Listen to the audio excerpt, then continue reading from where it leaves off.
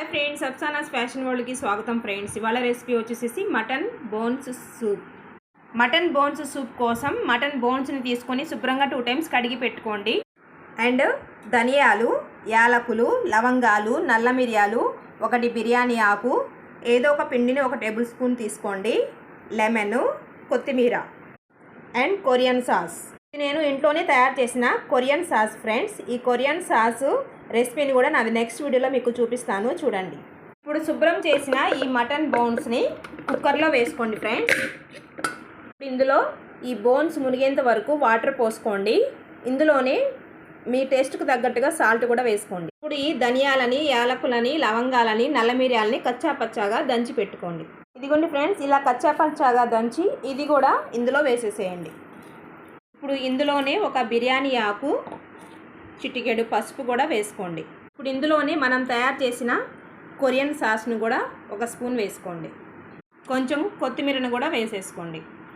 మొత్తం మంచిగా కలిపేసేసి మూత పెట్టేసేసి స్టవ్ మీద పెట్టి 7-8 విజిల్స్ వచ్చేంత వరకు ఉడకబెట్టండి. స్టవ్ హైలో కాకుండా మీడియంలో పెట్టి ఉడకబెట్టండి. 8 విజిల్స్ వచ్చిన తర్వాత స్టవ్ ఆఫ్ చేసేయండి ఫ్రెండ్స్. 1 ఉల్లిపాయని ఇలా సన్నగా కట్ చేసి పెట్టుకోండి. వెలిగించి ఆయిల్ పోసి అందులో ఈ ఉల్లిపాయ ముక్కల్ని వేసుకోండి. ఇందులో అల్లం, వెల్లుల్లి, గ్రీన్ చిల్లీ బదులు మన కొరియన్ సాస్ వేసుకుంటే సరిపోతుంది, ఎందుకంటే ఇవన్నీ ఇందులోనే ఉంటాయి కాబట్టి. మీరు తినే స్పైసీని బట్టి ఇది వేసుకోండి. ఇందులోనే ఈ పిండి వేయండి. గోధుమ పిండి కానీ, జొన్న పిండి కానీ, బియ్య పిండి కానీ, ఏదైనా పిండి కొంచెం వేసుకోండి. ఇది థిక్నెస్ కోసం. అడుగు అంటకుండా ఇలా సన్నని మంట మీద వేయించుకోండి. ఇందులో ఈ బోన్స్ అండ్ ఈ గ్రేవీని వేసేసేయండి. సూప్ లాగా తాగడానికి కాబట్టి దీంట్లో కారం వేయాల్సిన అవసరం లేదు. ఇందులో ఇంకొంచెం వాటర్ యాడ్ చేయండి. ఇప్పుడు దీన్ని ఇంకో 15 minutes వరకు ఉడికించండి. ఈ సూపు బోన్స్ స్ట్రాంగ్గా అవ్వడానికి యూజ్ అవుతుంది ఫ్రెండ్స్. మీడియం ఫ్లేమ్లో పెట్టి 15 minutes ఉడికించండి. కావాలి అనుకుంటే కనుక కొంచెం కారం యాడ్ చేసుకోవచ్చు. నేను సూప్ లాగా తాగడానికి కాబట్టి కారం యాడ్ చేయలేదు.